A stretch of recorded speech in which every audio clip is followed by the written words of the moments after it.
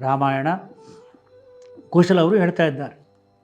ಸರ್ವಾಪೂರ್ವಮಿಯಂ ಯೇಷಾಂ ಆಸೀತ್ ಕೃತ್ನಾ ವಸುಂಧರ ಪ್ರಜಾಪತಿಮುಪಾದಾಯ ನೃಪಾಣಾಂ ಜಯಶಾಲಿನಾಂ ಇಕ್ಷ್ವಾಕೂಣಾಂ ಇದಂ ತೇಷಾಂ ರಾಜ್ಞಾಂ ವಂಶೇ ಮಹಾತ್ಮನಾಂ ಮಹದುತ್ಪನ್ನಮಾಖ್ಯಾನಂ ರಾಮಾಯಣಂ ಇತಿ ಶ್ರುತಂ.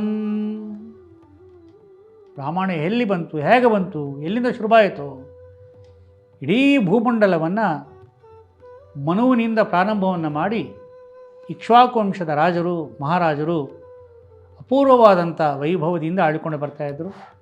ಇಕ್ಷ್ವಾಕು ವಂಶದ ರಾಜರ ಆಡಳಿತದಲ್ಲಿ ಯಾವುದೇ ರೀತಿಯಾದಂತಹ ತೊಂದರೆಯಾಗಲಿ, ಪ್ರಜೆಗಳಿಗೆ ದುಃಖವಾಗಲಿ ಅಥವಾ ಸಮಾಜಕ್ಕೆ ಕಂಟಕವಾಗಲಿ, ದೇಶಕ್ಕೆ ಆಪತ್ತಾಗಲಿ ಯಾವುದು ಕೂಡ ಇರಲಿಲ್ಲ. ಇಂತಹ ಒಂದು ಶ್ರೇಷ್ಠವಾದಂತಹ ಇಕ್ಷ್ವಾಕು ವಂಶದ ಪರಂಪರೆಯಲ್ಲಿ ರಾಮಾಯಣ ಅನ್ನುವುದು ನಡೆಯಿತು.